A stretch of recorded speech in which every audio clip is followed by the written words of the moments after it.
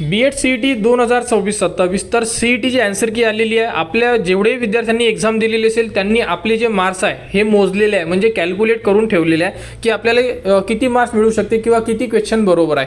ठीक आहे, आता यानंतर विद्यार्थ्यांच्या मनात प्रश्न निर्माण झालेले आहे की आम्हाला जर 60 मार्क्स आहे तर आमचा पर्सेंटाइल किती होणार आहे। तर आपण अंदाजे तुमचा पर्सेंटाइल किती होणार या व्हिडिओमध्ये संपूर्ण माहिती डिस्कस करणार आहे। परंतु यामध्ये विद्यार्थ्यांनी एक लक्षात ठेवा की ही तुमची पहिली आन्सर की आहे, यानंतर तुमची फायनल आन्सर की येणार आहे आणि त्यामध्ये तुमचे थोडे मार्क्स कमी जास्त होऊ शकतात। ठीक आहे, तर आता यामध्ये तुम्हाला जेवढे मार्क्स मिळाले असेल, कोणाला 60 असेल, 70 असेल, कोणाला 30 असेल, तर तुमचा अंदाजी जेही तुम्हाला पर्सेंटाइल किती होणार हे आपण या व्हिडिओमध्ये बघणार आहे।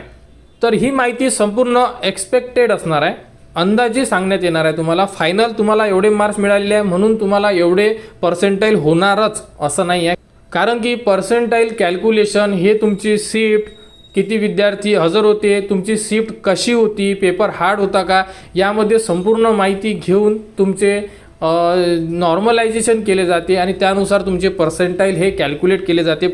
तर या अगोदरचे जेवढेही वर्षाचे पेपर किंवा आतापर्यंत जे विद्यार्थ्यांना मार्क्स मिळालेले आहे आणि त्यांच्या पर्सेंटाइल किती झालेले आहे, या प्रकारे आपण अंदाजी जो अंदाज लावू शकतो की किती तुम्हाला मार्क्स मिळू शकते। बघा, जर आपण मार्क्सची जर रेंज बघितली, 93 ते 100 मार्क्स जर विद्यार्थ्यांना मिळालेले असेल तर तुम्हाला पर्सेंटाइल बघू शकता किती आहे, म्हणजे आउट ऑफ तुम्हाला पर्सेंटाइल मिळण्याचे चान्सेस राहते। त्यानंतर 90 ते 92 जर असेल तर तुम्हाला या प्रकारे पर्सेंटाइल मिळू शकते। 85 ते 89चे जर मार्क्स असेल तर तुम्हाला यानुसार पर्सेंटाइल मिळू शकते।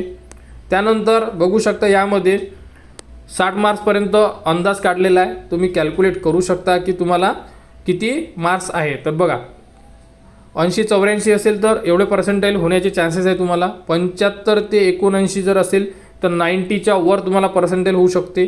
70 ते 74 असेल तर 85 ते 90च्या मधात तुम्हाला पर्सेंटाइल होऊ शकते आणि 60 ते 70 एवढे जरी मार्क्स पकडले आपण तर तुम्हाला 70 ते 84च्या मधात पर्सेंटाइल होऊ शकते।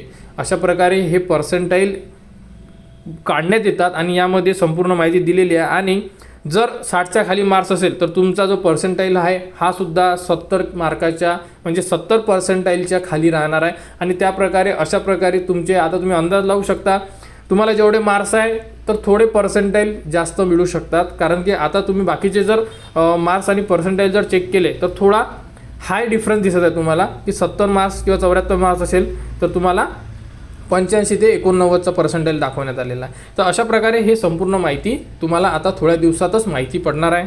आणि यामध्ये महत्त्वाचे निकष बघा, यामध्ये जे ELCTचा पेपर झालेला आहे तर यांचे जेही मार्क्स आहे हे 150 पैकी कॅल्क्युलेट केले जाणार आहे। यामध्ये यांना पासिंग क्रायटेरियासुद्धा देण्यात आलेला आहे। त्यानंतर पर्सेंटाइलचं तुम्ही बघू शकता की हे आक्षेप रँक दर्शवते, एकूण गुणवत्ता यादी मेरिट लिस्ट पर्सेंटाइलवर आधारित असते।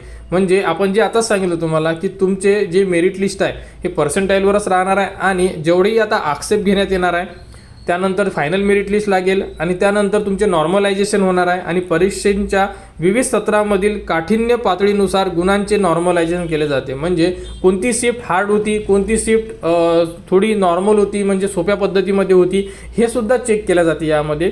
आणि हे सगळे नियम, सगळ्या अटी CET सेल यांच्यावर दर्शवले जाते आणि यांच्यानुसारच संपूर्ण माहिती ही आता होणार आहे। तर विद्यार्थ्यांना आपण अंदाजे जे तुमचे पर्सेंटाइल होणार आहे हे तुम्हाला सांगितलेलं आहे, परंतु यामध्ये भरपूर चेंजेस होणार आहे, कारण की एक्झॅक्टली कोणीच तुम्हाला सांगू शकत नाही की तुमचे एवढे मार्क्स आहे तर एवढे पर्सेंटाइल होणारच 100% सांगू शकत नाही, कारण की हे जे पर्सेंटाइल आहे हे संपूर्ण विद्यार्थी, त्यानंतर संपूर्ण शिफ्ट, नॉर्मलायझेशन आणि त्यानंतर विद्यार्थ्यांची संख्या, हे संपूर्ण अशी माहिती चेक केल्या जाते आणि त्यानंतर तुमचे पर्सेंटाइल कळवण्यात येते किंवा तुमच्या स्कोअर कार्डवर ते देण्यात येते। तर आता फायनल मेरिट लिस्ट येईल आणि फायनल मेरिट लिस्ट झाली की तुम्हाला लवकरच तुमचे स्कोअर कार्ड उपलब्ध करून देण्यात येणार आहे।